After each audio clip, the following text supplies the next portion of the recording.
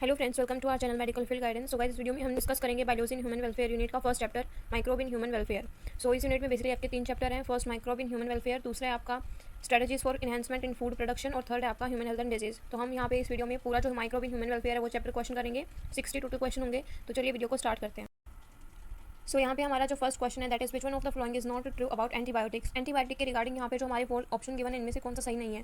सो यहाँ पे first option है antibiotic was first discovered by Alexander Fleming. तो ये बिल्कुल ठीक है कि पहली जो एंटीबायोटिक थी वो अलेक्जेंडर फ्लेमिंग ने डिस्कवर की थी और पहली बार एंटीबायोटिक टर्म जो कॉइन की थी वो एस वॉक्समैन ने की थी। ये भी हमारा बिल्कुल करेक्ट है। जो थर्ड स्टेटमेंट है यहाँ पे some person can be allergic to a particular antibiotic से एलर्जी हो सकती है किसी पर्टिकुलर एंटीबायोटिक से, तो ये स्टेटमेंट भी बिल्कुल सही है। नेक्स्ट जो स्टेटमेंट है कि each antibiotic is effective only against the particular kind of germ. यहाँ पे ये बोल रहा है कि जो एक एंटीबायोटिक है वो सिर्फ एक ही तरह के जर्म्स पे काम करती है, इफेक्टिव होती है उसी के लिए, लेकिन डिफरेंट जम्प्स पे वर्क कर सकती है। ऐसा नहीं है कि वो पर्टिकुलर एक ही जम्प पे एक्शन करे। तो ये हमारी फोर्थ जो स्टेटमेंट है ये यहाँ पे इनकरेक्ट हो जाएगी।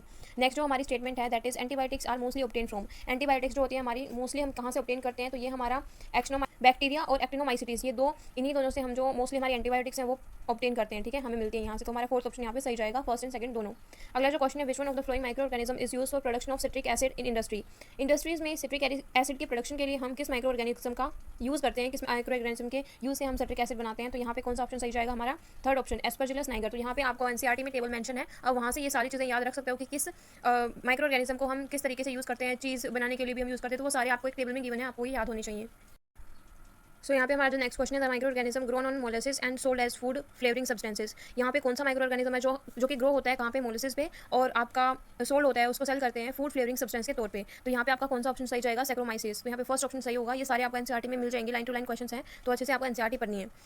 Formation of vinegar from alcohol is caused by. Vinegar की फॉर्मेशन एल्कोहल से ये कौन से बैक्टीरिया की वजह से होती है, यानी कि एल्कोहल से आपको क्या मिले, विनेगर। तो ये कौन करता है, ये करता है आपका एसिटोबैक्टर एसिटी। थर्ड ऑप्शन यहाँ पे सही जाएगा। नेक्स्ट क्वेश्चन है most of the petrocrop belong to family.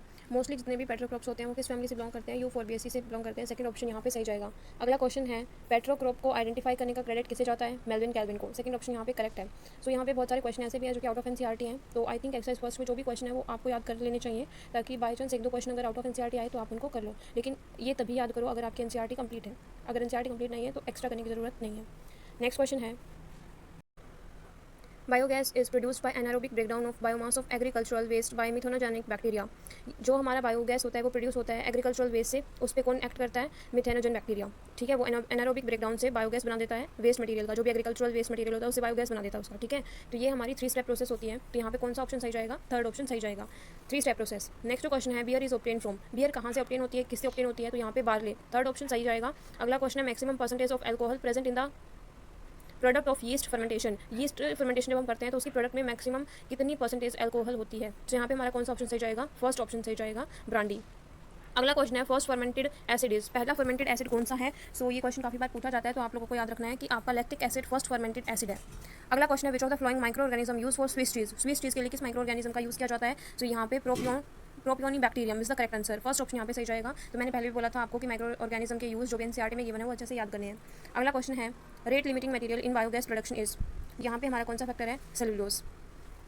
Second option यहाँ पे सही जाएगा, सेलुलोज। अगला क्वेश्चन है which group is not related with petro plantation. Petro plantation से कौन सा यहाँ पे रिलेट नहीं करता है। सो यहाँ पे कौन सा रिलेट नहीं करता है, फोर्थ ऑप्शन यहाँ पे रिलेट नहीं करता है, लेग्यूमिनेसी। बाकी की जो तीनों ये जो सारी फैमिलीज हैं ये आपका रिलेट करती हैं पेट्रो प्लांटेशन से, बट लेग्यूमिनेसी से रिलेट नहीं करती। What are the advantage of gobar gas over conventional utilisation. So यहाँ पे हमारी गोबर गैस की क्या एडवांटेज है कन्वेंशनल यूटिलाइजेशन में। सो यहाँ पे क्या होता है आपका more efficient source of energy, ये भी सही है। सेकंड ऑप्शन है हमारा यूज्ड एज गुड फर्टिलाइजर, ये भी सही है। Reduce the change of spreading of pathogen. जितने भी पैथोजन होते हैं उनका स्प्रेडिंग जो होती है उनको कम करती है, रिड्यूस करती है। ठीक है, हम इसका अगर यूज़ करते हैं तो इससे जो पैथोजन है वो भी स्प्रेड नहीं होते हैं। सो ये सारी स्टेटमेंट करेक्ट है गोबर गैस के रिगार्डिंग। तो यहाँ पे फोर्थ ऑप्शन सही जाएगा, all of above.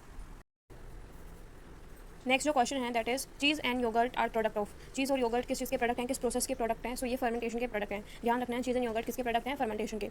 Next question is milk is change into curd by. मिल्क को हम कर्ड में चेंज करते हैं। सो ये किस बैक्टीरिया के थ्रू होता है। सो ये होता है लैक्टोबैसिलस एसिडोफिलस, फोर्थ ऑप्शन यहाँ पे करेक्ट होगा। अगला क्वेश्चन है saccharomyces cerevisiae is use in the formation of. Saccharomyces cerevisiae का हम यूज करते हैं किस चीज़ के फॉर्मेशन के लिए, यहाँ पे इथेनॉल। सैक्रोमाइसिस सर्विसी का इथेनॉल बनाने के लिए हम यूज करते हैं। अगला क्वेश्चन है modern farmer can increase the yield of paddy up to 50% by use of. जो मॉडर्न फार्मर्स हैं वो पैडी फील्ड्स का जो प्रोडक्शन है वो इंक्रीज करें 50% किस चीज़ के यूज से। सो यहाँ पे हमारा साइनोबैक्टीरिया करेक्ट आंसर होगा। अगला क्वेश्चन है which one produce gas by decomposing the gobar. इन गोबर गैस। तो यहाँ पे से कौन सा ऐसा माइक्रो ऑर्गेनिज्म है जो कि हमारा गोबर को गोबर गैस में कन्वर्ट करता है। तो यहाँ पे 23 का आंसर करेक्ट हो जाएगा हमारा मीथेनोजेनिक बैक्टीरिया। अभी हमने क्वेश्चन डिस्कस भी किया था। अगला क्वेश्चन है which of the following is use to manufacture ethanol from starch. Starch से इथेनॉल बनाने के लिए हम किसका यूज करते हैं? सो स्टार्च से इथेनॉल अगर हमें बनाना है सैक्रोमाइसिस का यूज करते हैं। सेकंड ऑप्शन यहाँ पे सही जाएगा, पहले हमने डिस्कस कर लिया है।